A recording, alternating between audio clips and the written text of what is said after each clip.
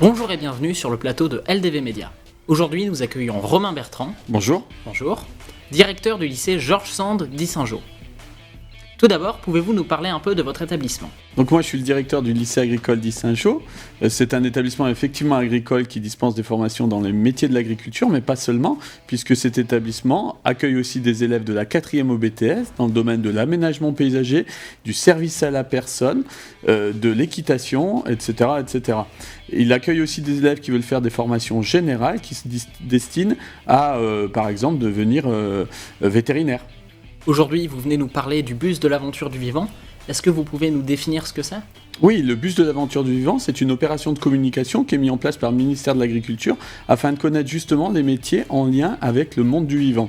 Alors on va dans ce bus pouvoir découvrir toutes les formations et tous les métiers que le ministère de l'Agriculture à travers ses lycées agricoles, 250 en France, prévoit.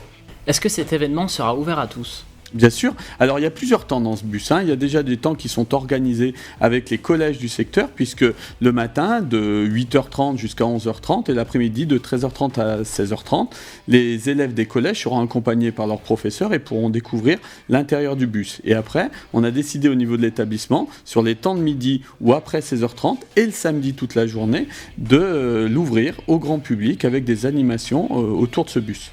Est-ce que vous pouvez nous expliquer comment fonctionne exactement la découverte à l'intérieur du bus ? Oui, alors on parle d'un bus, mais en fait on parle de 2 remorques qui sont sur un camion, et chacune de ces remorques qui se déplient à leur arrivée permettent de découvrir 2 choses différentes. Dans la première remorque, on a un amphithéâtre qui réunit les élèves, et dans cet amphithéâtre-là, il y a un animateur qui, par l'intermédiaire de quiz, leur fait découvrir le monde du vivant et essaye aussi de leur faire abattre un certain nombre de préjugés qu'ils ont sur les métiers de l'agriculture au sens large du terme.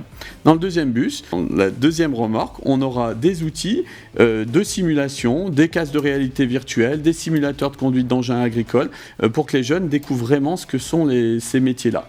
Les jeunes passeront respectivement d'une remorque à l'autre pour vivre l'ensemble de ces aventures autour de ces deux animations-là. Alors on est dans un contexte un peu particulier en ce moment, on est distancé. Est-ce que vous pouvez nous expliquer comment vous allez faire face aux restrictions sanitaires qui s'imposent ? Moi j'ai envie de dire, on va le faire le plus naturellement possible et avec les règles qui s'appliquent dans les établissements scolaires, à savoir, comme on l'a dit, la distanciation physique entre nous, le nombre de personnes dans le bus sera restreint, les gens auront l'obligation de porter le masque et il y aura des processus pour se nettoyer les mains avec du gel hydroalcoolique à l'entrée et à la sortie du bus. Est-ce que vous prévoyez des animations autour du bus, c'est bien ça ? Oui, parce que ce que je vous ai pas dit, c'est qu'un lycée agricole, c'est aussi plusieurs autres activités.